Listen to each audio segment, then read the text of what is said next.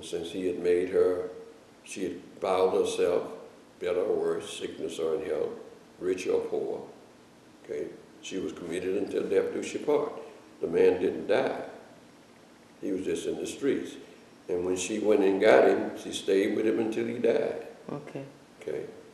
And Corinthians tell us, you know, that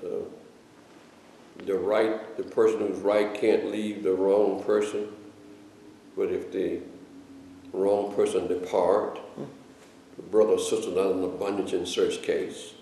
Okay. We don't exactly have some controversy of what under bondage means. Okay, what does it mean you free to get married again?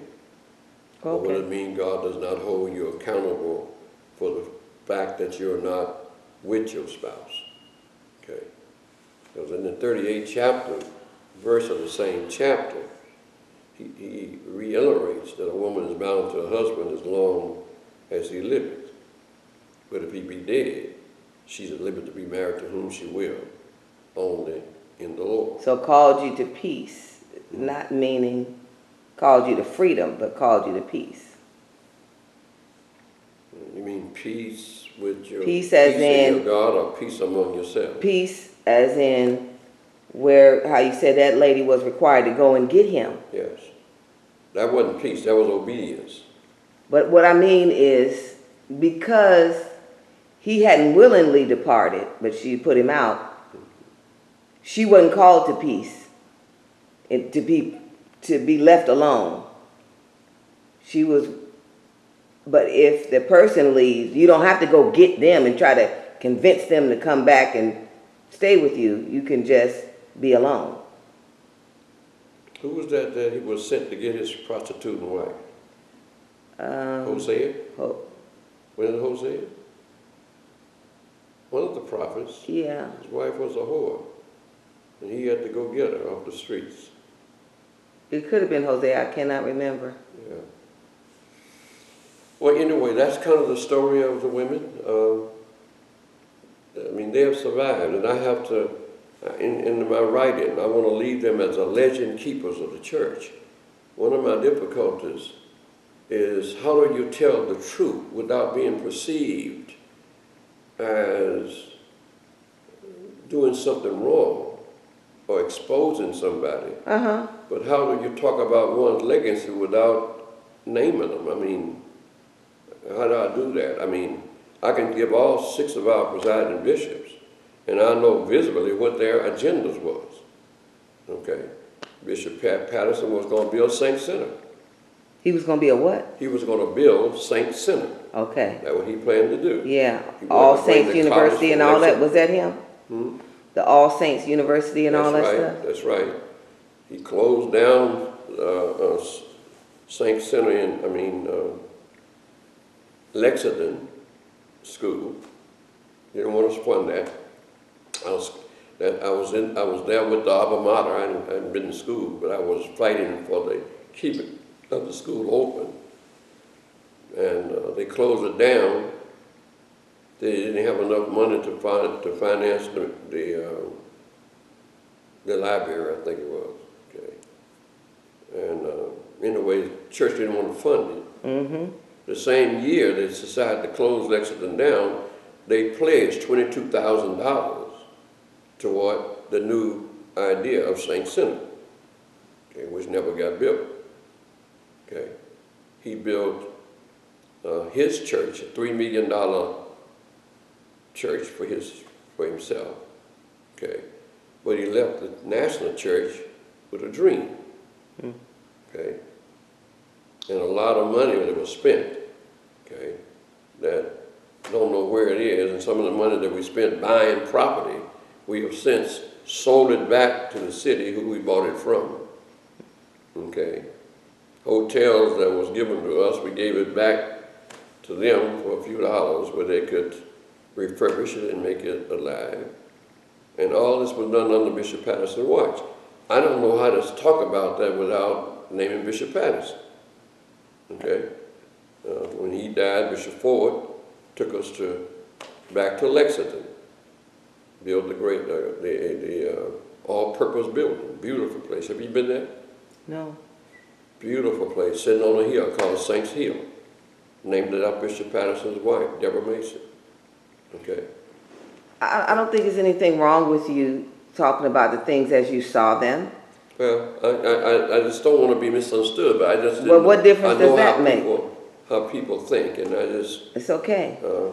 as I've said in my writings, I attack no man's person. Mm-hmm. Okay. But I have to deal with one's doctrine. Okay. I don't care what you do, God said he'll forgive you, so I ain't going to be following behind that. If he didn't put something in the river of forgetfulness, I ain't going out there to dig it up. That's between you and God. Right. Okay. But if you're dealing with doctrine that's something going to affect people's lives, then, and God gives it to me, I have to expose it the best I can for the safety of the soul of the person who might be influenced.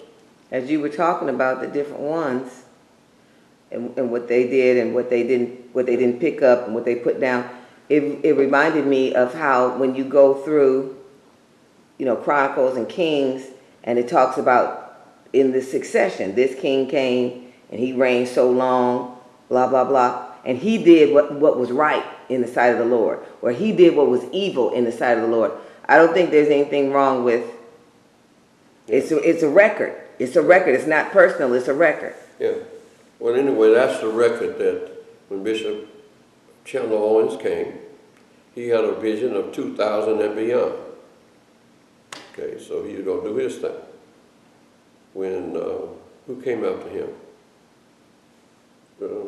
Gilbert, right? Yeah. Gilbert came in. Gilbert had his big dream city that he was going to do. Okay, and who we got after him? Who's after that? Bishop Blake. Oh yeah. Okay, Bishop Blake got his thing. He done built his monument there in Los Angeles. Okay, when they couldn't keep the roof of Mason Temple from leaking. Okay. And I got in trouble in my state. I had to do pastoral ethics in one of our sessions on a Saturday. And I chose, I guess, to talk about the difference between an apostle and a pastor.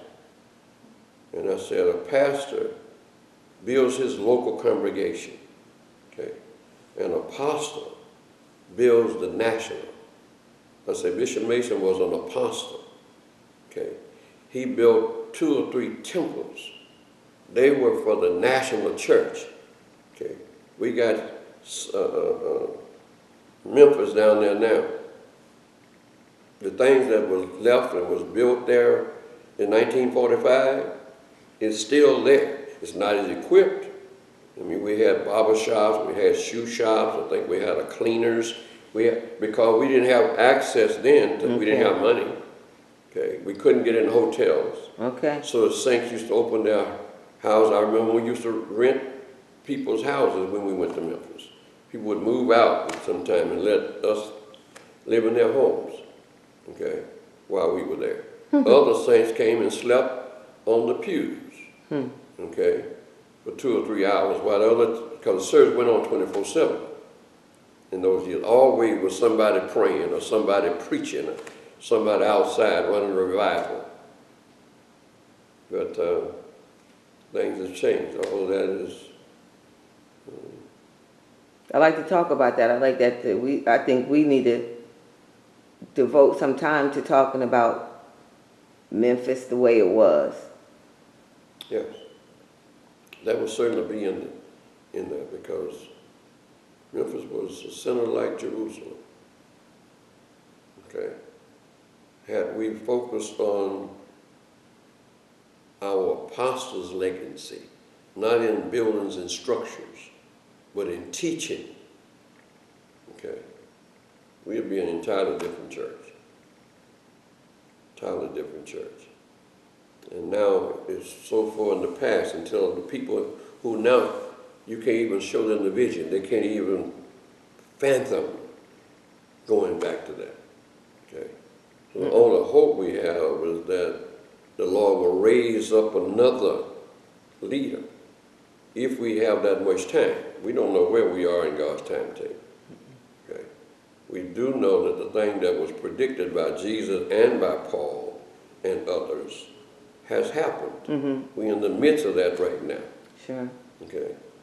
Jesus said, when you see these things occurring, you know I'm at the door. Okay? I'm now even at the door. Yes. So I believe that right now the Lord will come in a moment, because I think all things just about that he said is going to be happening in time is fulfilled. He told us, when you see this, you know. And we've been seeing it so long until we don't think he meant business. Right. Okay.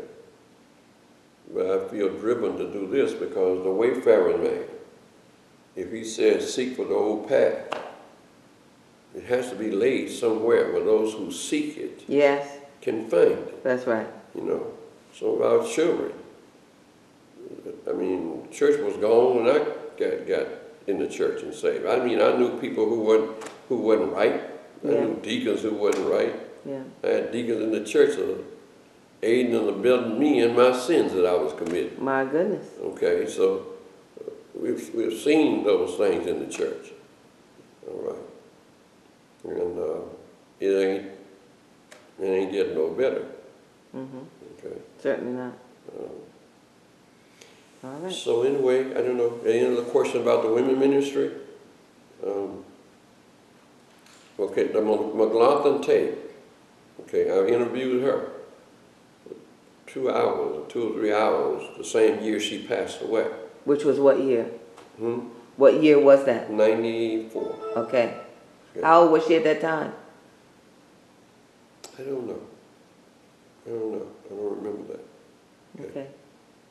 But she shared just everything with me and how it happened. Even how the church really beat Bishop Mason into, how can I say, subjection? No, into hopelessness. Oh. Okay. He said, you said hard things against me. He said, I got a one-man thing. Okay. Mother Hermiton, when I was interviewing her in 91, she said, Elder Ramsey, I was sitting 6 feet from Bishop Mason. So he dropped his head in his hand and groaned in the spirit and said, Rotten? Yes. Yes. Talking about the church. Ooh. And he was too old at the time to be able to blow light back into it. He's saying it was a hopeless situation. Yes. 26-year book, he's saying, you said some hard things against me. You say I got a one-man thing. Well, Moses said they was ready to stone him. Yeah. That's the way it goes. He said, if it wasn't a one-man thing, what would it be? So you'll be the split and split the split. Okay. He absolutely told the truth. He told the truth. And Mother McLaughlin tell us when Bishop Mason was still alive, up in his old age. There was a preacher in California that had 2 wives. Looked like it was a 3rd wife, because she said one was singing, one was beating the tambourine, and one was dancing, and he was playing the music. And they went to his church, I guess, for a district meeting or something. And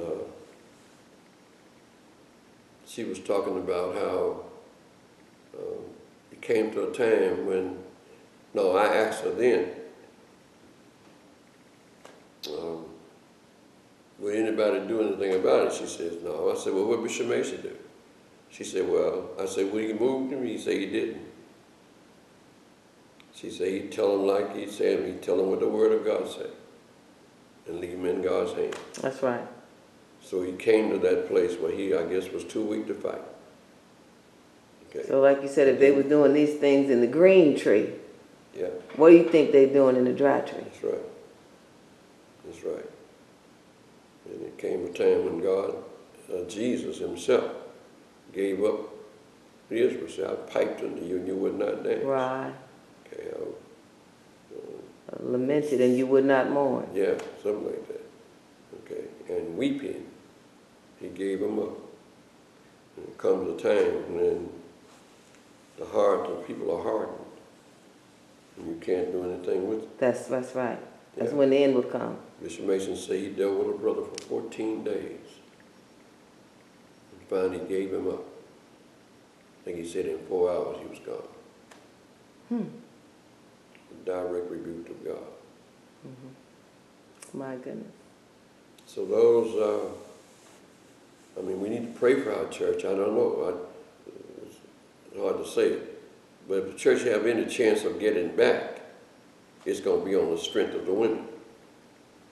Now, how can you give them that recognition and they still be humble enough to give the power to the man, sit him on the throne? To be in order. Okay, which would be in order. Okay, but will they have enough power, enough endurance to do that on behalf of God? Okay, it's questionable. It's questionable. Quite questionable. Okay, I'm women could do it. The only hope this church has is women, not out of their place. But if they seek to preaching, be not ordained and superintendent, begin to do that in mass, if they seek to be ordained and then begin to do that in mass, where will you go from there? It'll just be You no got way. you got the backslide to ordain them. You can't ordain them. Okay, God done said that. But I'm saying women could use their influence and power, okay, to empower a whole lot of women. Their pastors, who were their husbands, really was on their wife's shoulder. She carried them, Sure. but she didn't expose them. Right. Okay, so she stated that she was even a wife and he wasn't worthy. But she saved the city. She saved her children. Okay, had she been an unwise woman, okay, she'd have turned all of her kids against their father. That's right. Do it every day. Okay, so women has a lot of power. Sometimes they don't have a lot of wisdom. That's right. They want to fight fire with fire. That's right. And that's the reason we needed mothers to teach. How do you survive? Okay. How you choose in the first place. Various circumstances. How you choose in the first place. You know, that's the problem. I have never been able to know, how do you choose? Look like to me, marriage is a chance. Marriage is a risk. Just like being saved is a risk. You don't know what folk are going to do to come through that altar who gets saved for a moment. You don't know what they'll end up being. Yeah. But everyone come through that door. You got to welcome them. Okay. And they may come to waste devil in the whole church. But if they're saved while they're saved, you got to embrace them. That's right. Okay. Because the Bible says, what do you say is gonna start in the house of God? Judgment. Judgment shall begin in the house of God. Okay. So somebody in God's house ain't right. Ain't right. Okay. And yet it's God's house. Yes. That's right. He got to purge the house. Yes. And he will. Yeah. So we need a lot of prayer. I mean, Mother Rivers is still fighting. I would love to write something on her. Okay, just to show the church. I'm gonna put things in the book to show how they are holding and maintaining the teaching of Mother Robinson. They're telling you they can't exact it. Okay, because Mother McLaughlin tells us that the pastors really determine who obeys who. Okay, if the pastor won't reinforce what the mothers are teaching, okay, then the children gonna go out to play. Okay, it's a combination. Okay, just don't find those mothers as women harder today who are willing to suffer through what those mothers of yesterday suffered through. Okay. And we got a different man now. We got a man who want to pimp. He want to be in a profile of those old men. They were suffering, so the women could do it a little bit more comfortable. But with us gladiating, it makes it even more difficult for the women to uphold us. Yes, true. Very true. It's not weakness, it's wickedness. That's right. Before it was weakness. Oh my. You can have patience with weakness. Yes. Yes. But wickedness is short-lived. All right. You have any other question about the women? No, sir. We could go on and on and on, but Yeah. I think we kind of covered it. Yeah. I have a question. Yes. You talk about there were 6 women who kept the legacy of Apostle Bishop Mason. So what about, can you tell us a little bit about Mother Emma Crouch and Mother Rivers? Well, the Rivers are in now. She's been in for over 17 years. Okay. She is teaching Mother Robinson teaching. Okay. Mother Crouch. We don't know that much about Mother Crouch. Mother Crouch's range was so short, she did not even finish a term. Okay. When Mother Rivers took over, actually in that women convention, Mother Rivers says that Mother Crouch had all things in process, and all she had to do is fine-tune it to have that first convention she had, I think it may have been 97. Mother Crouch Mother came in 94. And by 97, Mother was in. I think she finished somebody's term, and then was, didn't have, I don't think she had 4 years in her term. Well, the women didn't have no term. The women stayed until they died. They weren't elected and voted on. Okay. And the bishop, and most of the bishops, ironically, supported whatever woman was in when the bishop died. He didn't change. I was surprised that Gilbert didn't, because he changed a lot of things when he came in, moved people and things of that nature. Yeah. Yeah. So my other question is, how do you think the women can take the church back to holiness today when they're becoming pastors in the church? When they're what? Becoming pastors in our church. The question is being asked is, how do we expect women to take the church back to true holiness when there's such a climate now that women want to pastor churches? And that's a good question, okay? Because I think that that's going to be the Achilles heel for the Church of God in Christ, because women no longer want to be missionaries. They really want to be pastors. And I can see that because pastors get a piece of the pie. Pastors have the privilege of getting tithes and offering, appreciations, anniversaries, birthday celebrations. And if I may say about the midst that, the women was not treated fairly, okay, and certainly not godly, okay. Our women who went to foreign fields, and I've written that in my other literature, they should have been able to retire. Money should have been here for them, okay. Homes should have been provided if they didn't have no homes, because a lot of these women didn't have no husbands. The women that went to the foreign fields, most of them didn't have husbands, okay. So the church was like their husband. And when they came home, they should have had something to look forward to for their labor of love. That was not forthcoming, okay. You're going to have to give an account for that, okay. The evangelists, a lot of the women was evangelists and missionaries who actually helped prayed out our churches, Okay, men didn't do them by themselves. Mm-hmm. Okay, the women were there.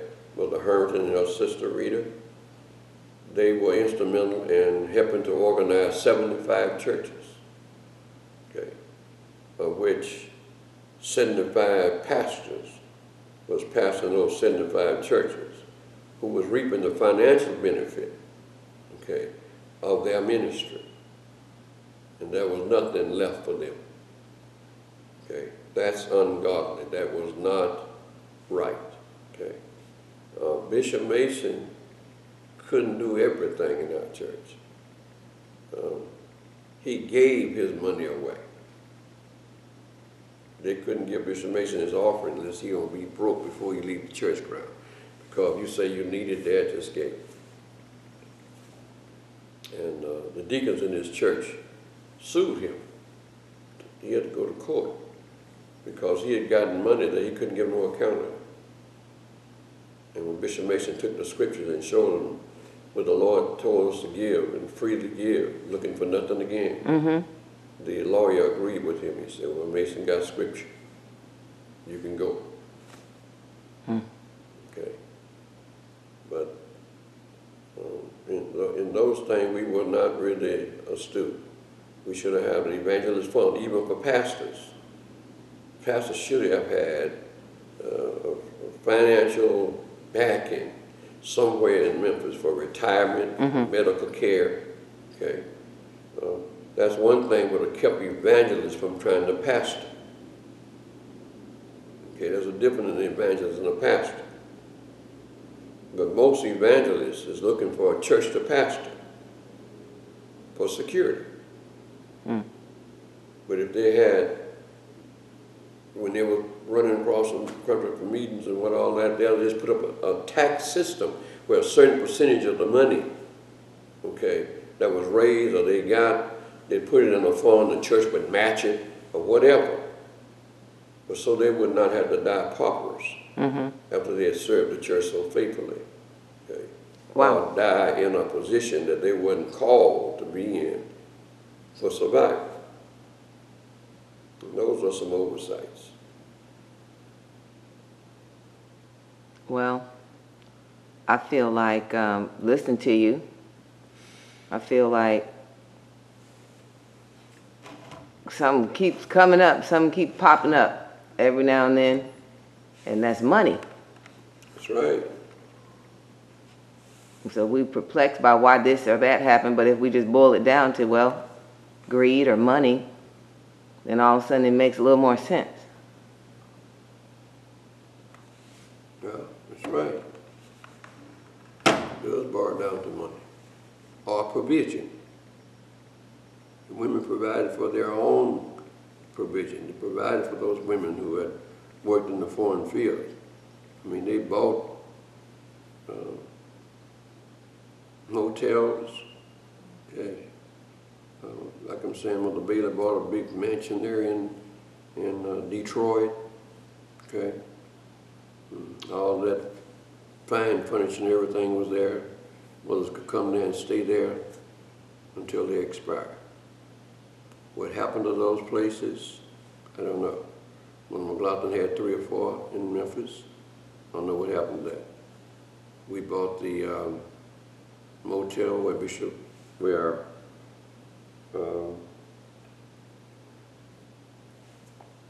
Martin Luther King was killed. Yes. We bought that motel. Yes. Okay, for the street folk and folk who needed assistance. Okay, that was short-lived.